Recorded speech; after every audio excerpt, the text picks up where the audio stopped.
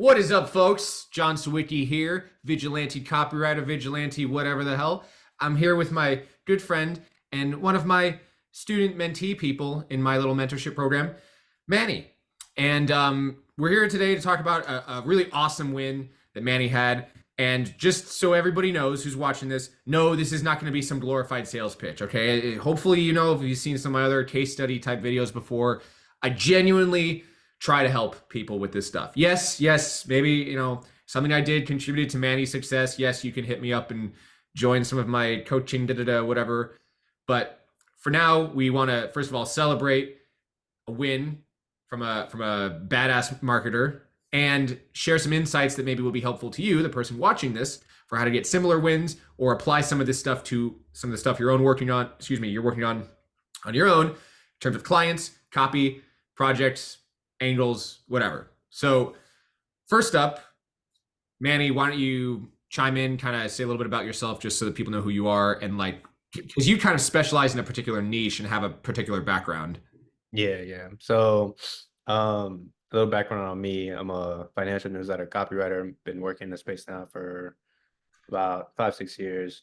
I have some wins under my belt. Just got into a situation where I was working with an agency and then we split.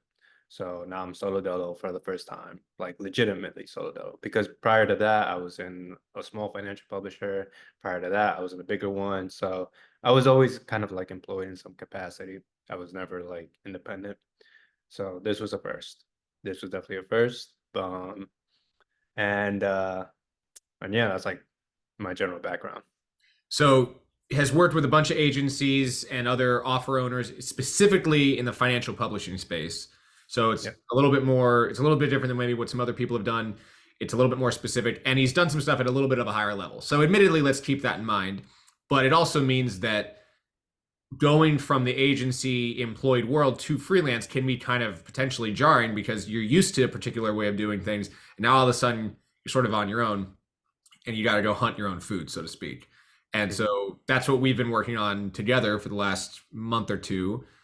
And just the other day, he closed a $12,000 deal. Can I say the number? I've already said Yeah. it. I don't want to have No to edit worries. this. Yeah. So $12,000 deal plus some other royalty type stuff on top of that. And so I guess to help people out. So like when you first were like going the freelance route and trying to find clients, like kind of what was in your head? What were you thinking about? What things were you trying to do that maybe worked or didn't work? So um let's see. Yeah, going freelance. So there was a good 2 week period where I started consistently doing cold outreach. And I remember the first cold outreach were pretty bad. And just from like doing the group review and just like kind of looking at everybody's pitches and seeing a common thread in terms of like, what advice is being given and like how to format the cold email. So it's just like one, it's just like it's clear, it's fast, and it also has some kind of value to it. Whereas opposed to just being like this really long-winded thing. I had one of those that was horrible. Let's not talk about that. But that was like one of those things that has started conversations for me. Like I still have like 4 ongoing conversations with people where I'm just constantly following up and they showed interest based on, some of those edits I got. Then there were some other things where you talked about, I don't know how much I can say or I cannot say, but It's okay. you had this I don't like mind giving out too much. one practice where you pretty much put everybody in a state of mind where it's like if you already have the answers, you know the answers and you know Yeah. what to do. Like, let yourself do those things. So I was like, okay, cool. After that, I kind of just wrote down a little quick plan of like, all right, I'm gonna hit up this person, this person, this person, this person. Pretty much I hit up like people in my network, people I was associated with.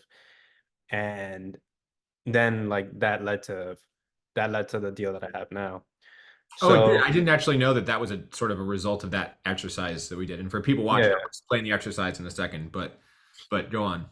So I get that and it comes in and I remember we talked about it. I talked about that lead and and you were saying like, I don't know if you were saying it or maybe one of my buddies were saying it. I was talking to a lot of people about like, hey, what's going on? But I remember that I'm like, I wanted to do it this way. I want to write my headline lead and I want to have an outline. and I want to present that before we ever get to talking about money, before we ever talk about the contract, ever talk about the deal. And I know in some ways, like saying that can sound a little risky, but I also knew that was their first time working with me. So I was like, you know what? Let me just show them that this is legit. This is like, you're not gonna waste your money by, spending it on me. Like you're gonna get something good. So can I guarantee it's gonna work? No, obviously nobody can guarantee marketing will work, but you're gonna get some damn good work. So they got that, and once they got that, they were like, okay, cool. We talked prices, talked rates, sent them the invoice, and then we just waited. Um, and then after like a week and a half, almost 2 weeks, they sent the first half. I was just like, that was 2 days ago. No, it was last Friday, but I just told John about it 2 days ago. So I was like, yeah. Yeah. So let's take a step back. So in terms of when you first started doing the freelancing and client acquisition stuff, because I do want to make this somewhat actionable for people. So it seems like, first of all, the thing that made a big difference, or the thing that was important, was just taking some consistent action on a daily-ish basis, right? Yeah, there was some like every day there's been action until I got the invoice. Like once they finally said yes to the invoice, I did slow down, but then I'm like, okay, even just recently we talked about this. It's like, all right, cool, but like, you got it. Now what's going to be like the next one? Because that's going to be part of it, right? So since then, I've already started taking action about just daily again, reaching out, either whether it be some cold email, whether it be reaching out to someone in my network that I have in my phone that I haven't spoken to in a minute. And Yeah. I'm like, oh shit, let me see what this guy's up to, or if he knows anybody. In fact, today I did it and I hit up somebody and they're like, hey man, it's like, actually, yeah, I might need something and it'll be worth this much. It's like, are you interested? I'm like, yo, let's talk more about that. So that might be something coming in soon. We'll see what happens there. But uh, yeah, there's always some kind of like daily action being taken. And it's slow at first, but like once more conversations happen, it kind of, I'm not gonna lie, I'm starting to realize I need to have a balance of like, all right, you need to relax on the outreach and get to your work because the past 2 days I've just been kind of relentless about reaching out to more people. You get a So little addicted to it, especially when you yeah, develop that confidence and just see that first not just win the come in. confidence. It's like in your mind when it starts to become normal, like, Yeah. yeah, of course people want to hire me. It's easy to just have that kind of swagger of just like fucking, hey, you want to hire me? And they're like, yes. And then cool. And how about you? And they're like, uh-huh. Like, yeah. And then pretty soon you're like, oh shit, I have 6 clients. Yeah, I gotta fulfill on all of this. Yeah. Right. Oh, you were gonna say Um, something else though. I cut you off. yeah, there's gonna be a balance required there, but at the same time I'm kind of like, let's not stop doing the outreach though. Let's just make sure we limit it to in the afternoon because the mornings are like best time for me to write. Interesting. So yeah. Yeah, so again, there's a lot of great stuff that you said. I want to circle back and talk about a lot of it. So, but in no particular order. So taking some kind of consistent daily action, and I say daily-ish, right? Because if you miss a day, it's not really worth beating yourself up about. And I also don't think you have to do like, even if you just did like talking to the average copywriter, even if you just did stuff like 4 to 5 days a week, that's still pretty solid. Do you have to do it 7 days a week? I don't necessarily think so. More might be better, but also doing more to the point of either burning yourself out or hating the process or just doing it more out of a sense of obligation rather than actual like doing it kind of genuinely. Like, not no, I'm not talking to Manny, I'm talking about the person watching this. Like, when when you're actually like for real, really genuinely like reaching out or trying to get a sale versus just like checking the box so you can tell your coach or just tell yourself like, yeah, I did it. Oh, I did a reach out today. It's not the same if you don't mean it. And I'd rather have someone mean it 3 to 5 times a week than just check the box, 5 times a day, every day. You know what I mean? And so a big thing that I emphasize with my students, and I do this with myself, is like just one action per day. And I usually for myself, I do like one action or 30 minutes, whichever is longer. So whether that is a sort of a capital C cold reach out to some business that might want to hire you, or sometimes it's as Manny did here, like, yeah, you go through your phone, you're like, well, who do I know who maybe would be a good fit to work with? And I think that in general, like, people underestimate how many people especially if you've been in the copywriting scene, even just for a little bit, like how many people you might know who might be the right fit for you. And this could be like fucking your cousin who owns a business. It could be a friend from college. It could be like the person who sends you a flyer for their real estate agency business and they throw it in your mailbox or whatever. Like all of these are potential opportunities, and when you expand your mind to believe that more is possible, you start to see more opportunities. And then it's as easy as just asking. It's as easy as giving it a shot. Worst case scenario, they say no. And so some kind of just simple daily action every day that gets you one step closer to getting the clients or the amount of money or whatever that you want. I also would say, so the exercise that Manny was referring to is I had everybody we did like a little group meditation type thing where basically the premise of it, there's more to it, but the premise of it was let's operate under the assumption that you do already have all the answers.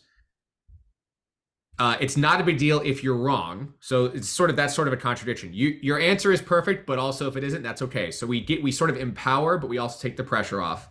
And then we did something that I sort of call a gun to your head exercise, which is, okay, we're assuming that you already know the answers. We're also taking the pressure off. Now, gun to your head, you have to express to me or put on paper, or however we did it, what is the next action step to take, or what's the plan here, or how would you get this done?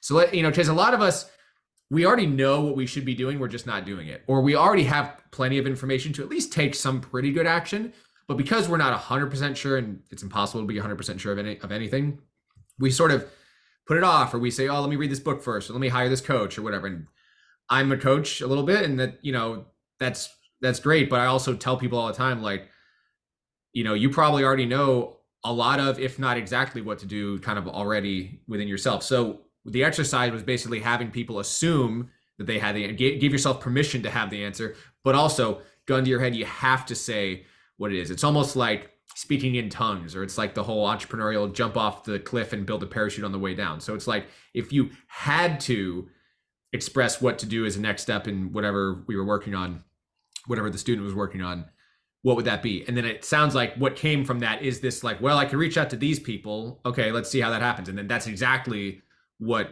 got Manny that deal. So that's the exercise if anyone wants to go try that, or of course, hit me up if you want some help with it. Manny, would you agree with that as being kind of the process there? Yeah, that's pretty much it. Like, there was more to it, but I don't remember more to it. That is the general gist of it, though. Yeah. Cool. So this is interesting. I wanted to dive in a little bit about what was some of the mental or sort of the mindset chatter that you had as you were reaching out, and then also as we were waiting for the deal to kind of come through. Right. So, let me see. With reaching out, until at the first part, I was just annoyed with it at the first week, but it's always because I know the first couple times are gonna suck. So it's just like, yeah, all right, fine. But the second week, I already saw like improvement with each email that I sent out, especially because we also talked with other people like, hey, one of those questions was like, would you as a business owner like care about this at all? Like, would you be excited to read this email as a business owner? And I'm like, oh shit, yeah, that's a good point. Yeah, so that, just to tell people, so that's something I think about sometimes with my own reach outs or my own client acquisition activities, or when I'm critiquing stuff from my students and peers and stuff, is like, okay, put yourself in the shoes of a business owner, and ideally specifically the business owner you're reaching out to, or whoever it is in the business. Imagine them getting this email. Are they going to be stoked to take action on this? Are they going to be stoked to hit you up? Is that going to be relevant and something that's persuasive to them? And a lot of times when I ask my students that, they go, well, no, and the answer is pretty obvious. So we can't always predict what's going to be persuasive to someone else, because what works for me or you, the person watching this, is not going to be exactly what works for someone else, because they're a different human being. But I do think we can have a pretty good sense of, if we're not on board with something we've sent or something we've written, it's probably better to rework it. So anyway, go on, Manny. There was that. There was also one of the things that really helped for me was as as I was going through the second week of doing this, it just kind of reminded me of other things in the past I've done. So like, excuse me, just like personal hobby stuff. Like when it comes to, I play a lot of basketball, and in the past year, I've seen my 3-pointer just get really fucking nasty. Just like every other week, I'm picking up new ways to shoot the three in a way that defense won't expect. So I'm like, and I noticed it at the first couple games when I got back into it, I couldn't shoot worth a lick. Like, God, it was ugly. But each time got better and better. And I kind of noticed with code email, same thing happens. The more you do it, the better you get. And once you start having those like initial people to like respond to the email, that's huge because now you're like, oh, okay, I have something here that works, or something here that's like it's resonating, or at least it's capturing interest right away. And you won't get the sale right away. Um, at least, I mean, if you do, you have a really banger email and there's something in there that's awesome. But Sure. from like even past sales experiences, I know that it takes like several, you talk to the person over and over and over again, and then you finally have the sale happen. So um, I think there's a little things, those little mental things that kind of like played out in my head as each outreach happened. Now I'm kind of like, especially with like the latest outreach I've been doing or thinking about, I'm just like, okay, how can I make this sharper? How can I make this tighter? How can I make this more compelling and interesting? That way I can have more conversations going because I know the sale's not going to happen right away. I know there's going to be some kind of conversation because ultimately I want this person on the call, right? I know I want them on the call. So I get them on a Zoom, Google Meet. I'm like, yeah, I'll be fine. I'm Yeah, not if you gonna get think about it, like it's kind of like when you send an email to a list, as a marketing email. Sometimes the sale is supposed to happen directly from the email, but sometimes the email is intended to get them to click or go to a sales page or go to a video or whatever. And it's yeah. often the same thing with client acquisition activities. The thing you're trying to get them to do is take the next step in your proverbial funnel. It's not necessarily to just immediately write you a check, it's to get on a call. And so, what can you put in that initial communication that gets them to see the value of hopping on a call with you? hmm Yeah. So that's one of those things that was huge, like when it shifted the conversation for me, especially because like, okay, cool, I'm getting some responses. They're interested, and now like with one person, I'm still following up with them, but they're like they want to do a call. They're just business owners are sometimes hard to get a hold of because they're business owners. They got a lot of shit going on. So it's understandable. Um, so that's some of the mental stuff when it comes to cold outreach. One of the coolest things that I completely forgot about this guy, but then I'm also like I didn't get I wasn't excited about them anymore. But it was the guy who was selling that testosterone supplement.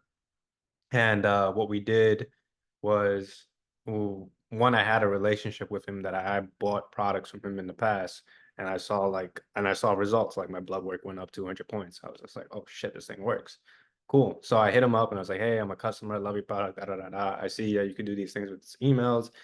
And he's like, oh, I'd be interested. Just but I don't really do this kind of thing. He was confused. He didn't really understand what he was we both talked about it, where it's like he didn't really understand what was happening. And I don't remember what happened at the time, but I think I just got busy with something else. And I was like, yeah, that we'll talk another time in the future. What is it? And regarding the payment, um, I'm not gonna lie. When I first sent that invoice, I was just like, okay, cool, small win, but I knew not to celebrate yet because I don't want to celebrate till I see cold hard cash in the account.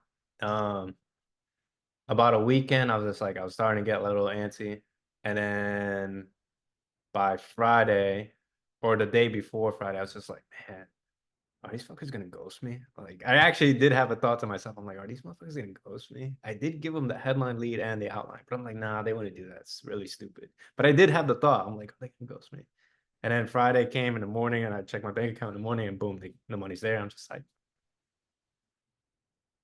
I'm taking the weekend off. 3-day weekend, baby. We out. Yeah, that was it. Yeah. I mean, there's a lot there that we discussed. I was kind of glad that they didn't pay you right away because it gave us an opportunity to kind of explore some of the mindset stuff there that can come up when you don't get paid right away because it is normal for people not to pay right away sometimes. I mean, even us as consumers do that. We put off buying things that we want and stuff. And the fact that that happened, I'm really glad that they paid you, obviously, but the fact that it happened gave us an opportunity to work with what came up as a result of that. And I think there was some specific stuff um, where I think with you, we were kind of saying like there was, I can't remember the specifics off the top of my head. Maybe you can comment on them, but there was some stuff where you were like, oh, I think I'm going to do this. And I was like, okay, is that like, what place is that coming from? Is that actually the sort of the business decision you want to make? Or is that coming from a, like a small amount of fear or something like that? I can't really Yeah, remember the specifics, yeah, but there was stuff where it wasn't even, I'm not even sure it was specific. I think it was about like following up with people. We kind of talked about that. And um, like, what was the other one? It wasn't just following up. I think it was like, just like how many people to reach out to or something like that. I think, I mean, a lot of the discussion was like, let's not stay in holding patterns. So this is a big thing that I yeah, emphasize with people. I think this is where I want to go with this was I, I have to remind people and myself included sometimes, like, keep the goal and don't stop until you've achieved it. Now, if your goal changes, that's fine. You don't have to arbitrarily stick to some goal because you picked it, a month ago or whatever. But if you say that you need to make, and I'm making up numbers, $5,000 a month to pay your bills and put money in savings and pay taxes, and like that's the target, or 10,000 or whatever the number is, if you close a $3,000 deal, for sure, celebrate, take the weekend off, go have a good time, but then get back to the goal because you didn't achieve your goal yet. You know what I mean? And with with a lot of copywriters, what happens is they get a little bit of interest from one client or a couple clients, and they just kind of sit and wait for those clients to come through. And I'm not saying that you have to have, it's like that. It's like the cliche of like you get one girl's phone number, so you like sort of stop talking to anyone else. And you sort of assume like, well, we're probably gonna get married, so like I don't like yeah. why would I talk to anybody else? I'm pretty sure she's my dream girl. I think I just met my soulmate. I don't know. We've never met in person, but like she's texting me. So uh, now I'm not saying what you should do is become like a fucking red pill alpha chad of clients and be like, nothing matters until the money's in my bank account, bro. But what I do think is it's actually very self-loving to say, well, I'm here to give myself what I need. I'm here to give my business what it needs. And what it needs is money. I'm here to close deals. So until someone's paid me, my wants and needs have not been fulfilled yet. My business's needs have not been fulfilled yet. So I'm going to keep taking action to get things into my bank account. And sure, like we said, sometimes people take a little bit of time to send you the money or to close a deal or whatever it is. And that's fine. But in the meantime, keep pursuing what you want. It's about validating and giving yourself permission to actually go for what you want here. That's really the takeaway. It's not about, oh, don't jinx yourself. And it's not about like being somehow harsh to anyone around you who hasn't, hasn't married you, proverbially speaking, yet. It's more about protecting yourself, protecting and caring for the things that you actually want. So that's a big thing I have to say to students and stuff a lot of time, where you'll have students who like, for multiple weeks in a row, they're talking about the same lead. And at some point I'd have to say, like, why are we still talking about this? Go find a different lead. If someone hasn't closed after a couple weeks, like probably the odds of them closing go down. But regardless of that, like spend your energy, instead of worrying about closing that deal, spend your energy getting someone who's like, hell yeah, I want to hire you. So that was I feel like I derailed what you were saying, but like that was a discussion that we had a little bit for you. Yeah. Not too much. It wasn't you. I don't think you have like some tremendous issue with this, but it came up a couple times. Yeah. I mean, I didn't even notice that I was doing it, and then you pointed it out. I was like, oh shit, you're right. So let's get back on the horse. Yeah. I think that is kind of like one of the values of having a coach. And I have coaches myself in almost every area of my life that I like actually have goals in. So guitar, songwriting, the gym, business, whatever. Because it's just, sometimes it's hard to see yourself, and sometimes someone else looks at you and is able to sort of say, hey, do you realize you're doing this? And all of a sudden you're like, oh shit, I didn't even realize that. So like just getting like an outside pair of eyes on you sometimes is like very, very helpful. Hmm. So if someone else was to come to you for advice about how to close some deals, what maybe what advice would you be giving them? So are they already like in conversations with somebody or Let's like say they're just a freelancer trying to get more clients. okay. So for me personally, this is how I like to think about things. I don't necessarily know if like this is the way you want to do it because there is more of a bit of a time investment, or I mean, there is some bit of a time investment. Like for these guys specifically that I just got, I went ahead and wrote like the headline lead to this long form sales letter and came So up he with the idea. just to explain this to people. So he wrote the first portion of what would be a much longer form sales letter. So it's kind of the equivalent of writing like a couple sample emails. Yeah. So, and I wrote the outline for the rest of it, and I kind of showed it to them, like, hey, so here's what I'm thinking, here's the angle, and here's like the outline and what I'm thinking for that. And they're like, okay, cool. So when we finally spoke about it, they can see the whole thing of what I'm thinking about. For them, that was big. And I think that's one of those things that I want to do more of moving forward, especially when someone does show interest. Like, oh, okay, cool. They showed interest, but they're still not getting on the phone with me or whatever. Let me put something in front of them that I can show them, like, hey, man, here's what I'm thinking. Let me walk you through this. This is what I'm thinking. And I think it will do well for you. I've seen it work X, Y, Z places. It's done this. I don't know what it'll do for you, but it has a track record of working.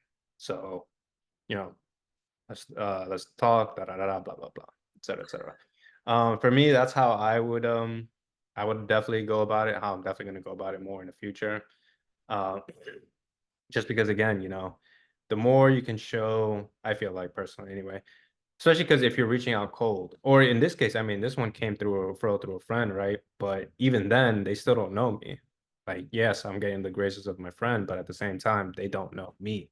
So as much as I can show that, like, hey, this is gonna be a good bet, like your money's not going to waste, you're gonna get a return on this, or the odds are good you're gonna get a return on this.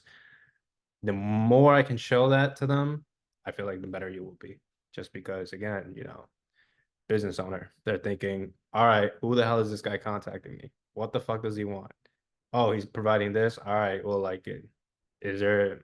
Will this work for me? Then there's all these questions, and how seamless. I think this is one of these things too that helps with writing the headline lead and the outline. Like, how seamless will this fit into our lives, right? Because the Yeah, fact that easy.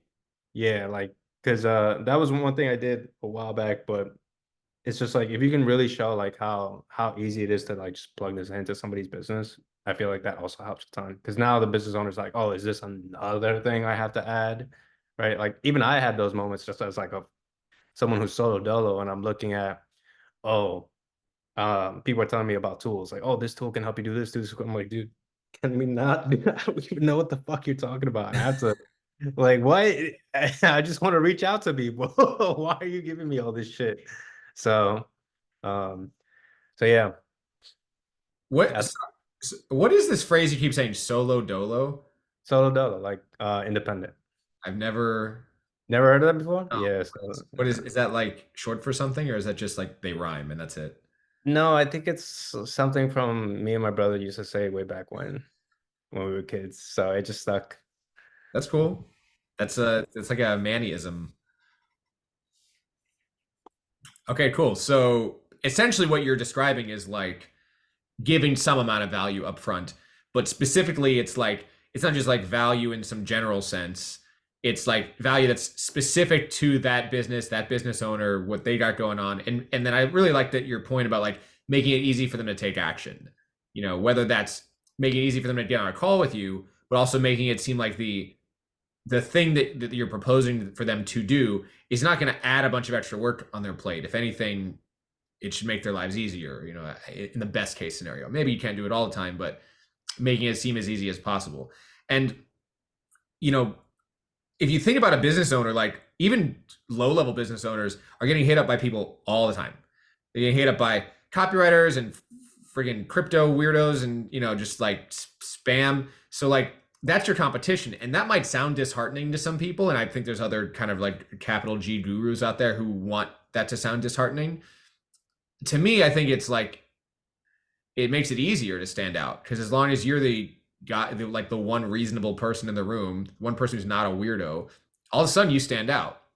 So, but you do have to do something to make yourself not look like those other people. And so I do encourage a lot of my students to give some kind of value or insight up front, whether that's just a couple bullet points in the email or like a Loom video, a sample email. I think it really depends on the context and situation. You should use your awareness to figure out what's the best thing to do there. But for Manny, because of the people he's targeting, it makes a ton of sense to be like, hey, here's a headline and a lead, and then sort of an outline of the offer, because that's what they're looking for. And they're just looking for great offer ideas. And all of a sudden, everyone else hitting them, hey, do you want to hire a copywriter? Hey, you want to hire a copywriter? Hey, I do copy, you should hire me. Manny comes in and just says, hey, I made this for you. You know, who's not going to respond to that? You know what I mean? So I think that as a mindset and a strategy overall, that's a great approach for us all to take. 100%. And there was one last thing. Yeah. Just because like we were also talking about stuff. I think it was really cool. You said it, and then I just like added a name to it. But for every reach out you do, try to make it sound at least right away that you're connected in some fashion. Mm-hmm. So I think that's the reason why reaching out to the supplement owner that I contacted worked. Like he responded because I wrote, "Hey man, I bought your product. It did this for me. It was great, awesome. I have some stuff." That's just again, that's another way to tap into like relationships you have. What was the Right. you had a term for this? Do you want to say it? Yeah, pseudo relationships. Yeah. So So that's like go ahead. Go that, ahead. yeah. So that's even in like customers one. You have one that you showed us in your samples, which is like, "Hey man, I view your content. I looked at this video and it did this for me. It was awesome." Like, it doesn't even have to be that crazy in terms of No, it like doesn't. the level of relationship. It could just be, we had other ideas of like, I went to a Porsche dealership and I'm like, "Hey man, I was gonna contact the person who did the email stuff." But when I sat down and talked with them and actually like their process of selling cars, I'm like, this is not gonna work with you. So to $300,000 car, I didn't even, consider like, yeah, Well, no, it could. I mean, I would slightly disagree with that, but that's like maybe for another conversation. But the story that he's telling to keep it on this topic is that he went to a Porsche dealership. That's enough to then email the owner and say, "Hey, I was in the dealership today." Like just even that creates just some kind of connection that sets you apart again from just every other person emailing them from the internet. And it makes them feel like they should. There's even like probably a sense of reciprocity of like, oh, I'm the business owner. I get an email from someone who's consumed some of my content. I'm more likely to respond because they've given me something in the form of views and attention and whatever, right? Even a You're compliment. you're you're either a customer or a potential customer, right? Because Yeah. Yeah, you've yeah. done that. That's another thing too, is that from a customer service standpoint, they want to treat you positively because they don't want to piss off a good customer or a potential customer. Mhm. So you So use that to your advantage for sure. yeah, that's one of those cool ways. I never considered when it comes to like outreach, but I was just like, oh man, that's actually really fucking genius. Like, and it helped too. Like it shows like whenever I did do it, it's like, oh, I got a response.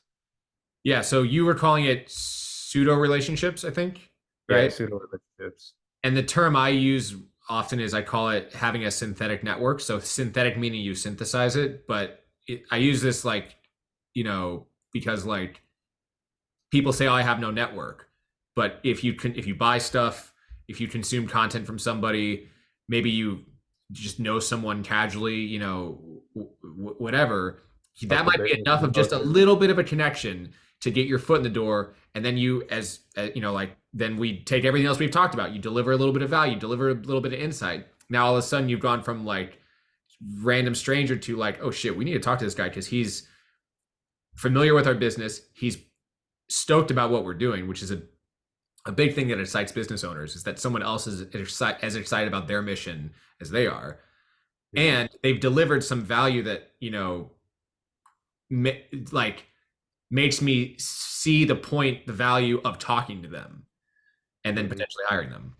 So yeah, use your synthetic network, folks, and you leverage some pseudo relationships, which is a great term for it as well. Yeah, yeah, it's been fun. It's just been fun. Sweet. Um, I think I'm supposed to say something like this. Do you think other people should join my coaching thing? Whatever. Would you recommend it to other people? God, I think we need to have a meditation about your discomfort with asking me. Buy my shit, guys. Whatever. No, They're gonna buy it. It's fine. Like, yeah, I'm fine. yeah. No, look, on the real, if you're someone that's like serious and you're gonna do and you want it and you're gonna do like the daily stuff and you're gonna treat this whole thing as uh, a skill acquisition. Because as I said earlier, like I really noticed with each passing week, even just with outreach, my understanding of it got better. My outreach has got better, and now I'm thinking more like, oh, like now I'm not very quickly I went from like, fuck, like how am I gonna do this to like, oh, okay, I'm starting to notice it. So now I'm like, yo, how can I make these like initial emails just so good that I can get a response? I Mhm. can get conversations going. Because I know with more conversations, yeah, they're not gonna close right away, but one of them, like the more conversations I have, the more chances of one of them being like, oh, I'm ready, let's go. And then I was like, okay, cool. And then this money's coming in, now this person, and then all of a sudden, bitches and hoes. So, Yes, so join my coaching program yeah. for bitches and hoes.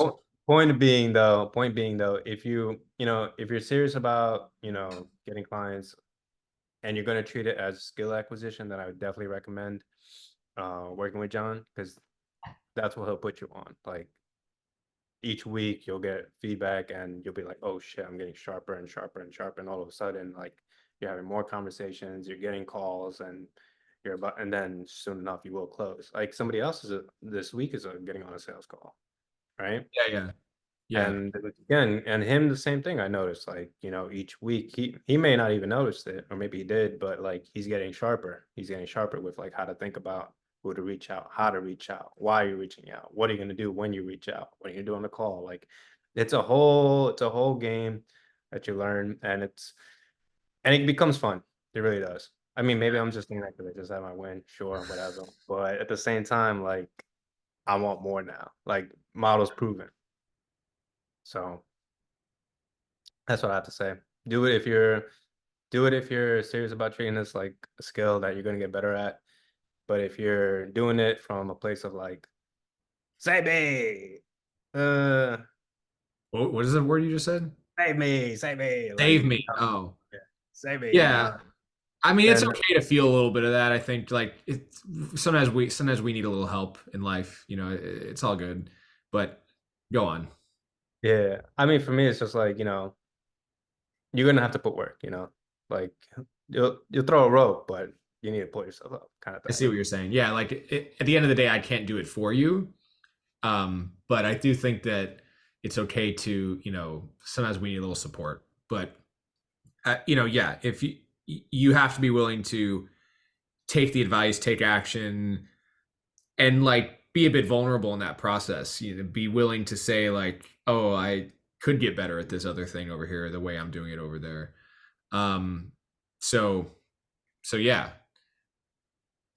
Um, what I would say also is so the I structure my specifically the program that Manny's in is it's very like customized to what like you have going on. So basically, whatever goal you have, whatever like so Manny, for example, specializes in offer and long form publishing in the financial space.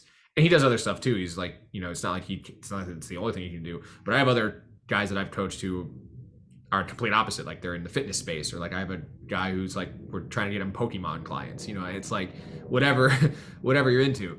And so, but the key is to have someone right there alongside you every step of the way. That's why I do 2 calls a week, because that's often enough that like you really have someone there with you kind of every step of the way, but it's not so often that it's like, oh, I have to hop on Zoom again. And so have someone there every step of the way, observing what you're doing, constantly able to give you feedback and answer any questions that you have. So it's almost like we're doing it together, anyway. So, so yeah, if anyone's interested in any of my stuff, you're welcome to hit me up. Just email me, john@vigilantecopywriter.com or whatever, and we'll talk. It's fine. But yeah, Manny's been a great contribution to the group. And the group is pretty small, so it's very like intimate. So we get to hang out a lot. Everyone gets to know each other really well. And we know now that Manny's really good at basketball and golf. And he likes cold showers and saunas. And what else have we talked about? Dude, I am shit at golf. You got me mixed up with somebody else. Okay. Well, no, Okay, I play golf. Play golf. You like golf. Yeah. Yeah. All right. Any last words for the audience? And we can do this again, so it's not like this has to be your magnum opus. Like we can just hop on Zoom again if we leave this call and you're like, oh, I have another great thing to share with people. We'll just get on another Zoom call. It's totally fine. But any last words to share with people who are checking this out? Any last words? Encouragement, advice, favorite movie quotes. Favorite movie, favorite inspiring movie, Cinderella Man. Easily, Cinderella I watch it like at least once every 3 months. It's awesome. It's a great movie. Should watch it. And yeah, watch that movie tonight. Depending on where you're at, it may speak to you, it may not. And if it speaks to you, then hit up John. Let me know. All right, good shit. Manny, thanks for doing this, and thanks for being a part of my little community. It really means a lot, and I'm really honored to be, in any way involved with your journey. And for the folks listening, thanks for checking out this video. If you need anything, just shoot me an email, and we'll talk. Peace. All right, bye, y'all. See you soon.